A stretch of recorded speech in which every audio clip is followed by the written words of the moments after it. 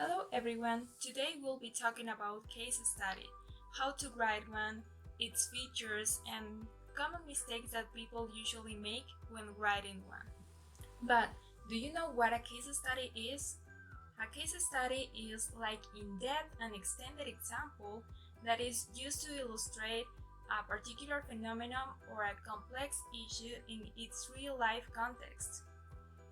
A case study can integrate both quantitative and qualitative information. What are case studies used for?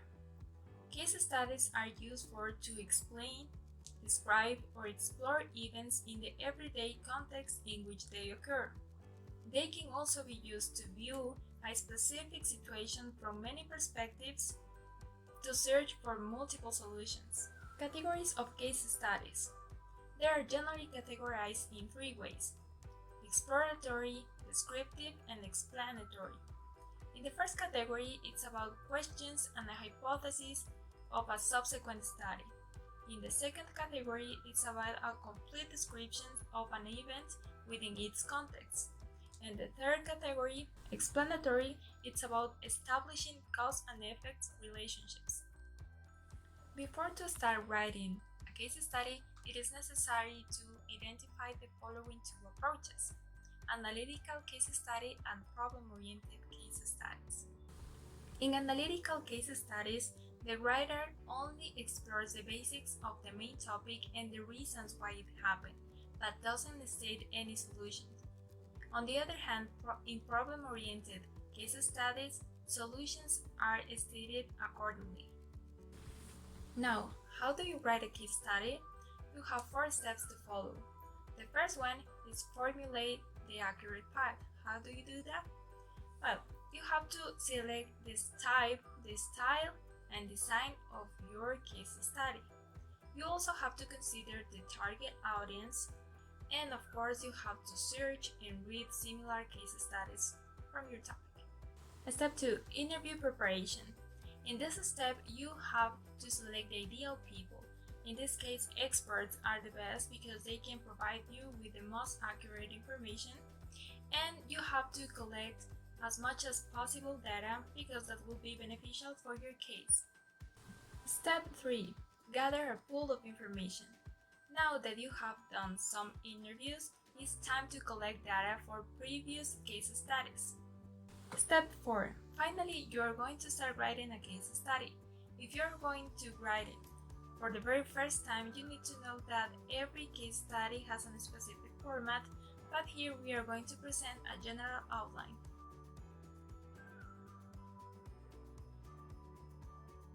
First, summary. It doesn't include too much details, but focuses on key elements. Analysis. It is usually a detailed section of your case study, and it is supposed to examine the problem. Alternatives and decision criteria. It usually presents different directions to solve the problem. Recommendations and implementation plan. Here, it shows recommended solutions to solve the problem. Conclusion. Try to summarize the ways the problem could be resolved.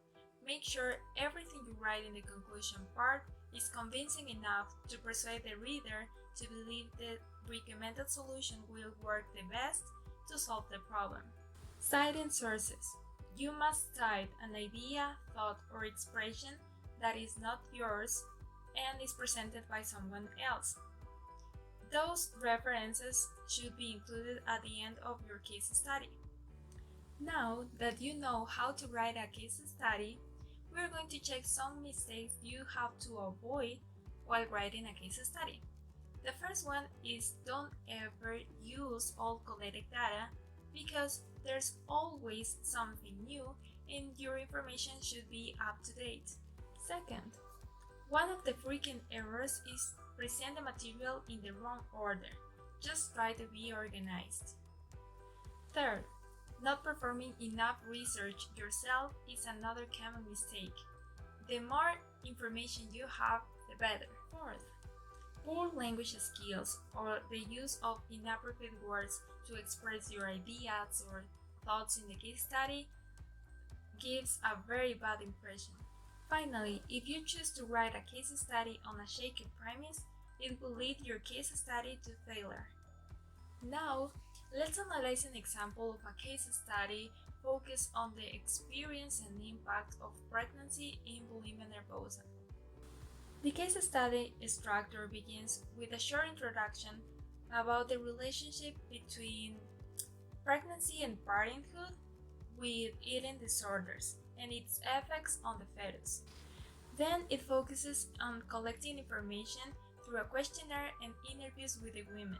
After that, we have the analysis, where the author explains how eating disorders happen and taking into account external factors and some feelings that women could face through pregnancy.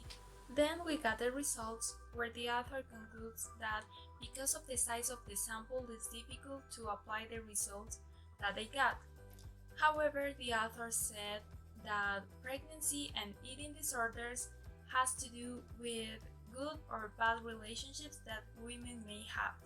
As you can see, this example follows the outline presented in this video, and no matter how you organize or structure your case study, what matters is how you write it and how understandable it is. Thanks for watching this video, and we hope it is useful for you.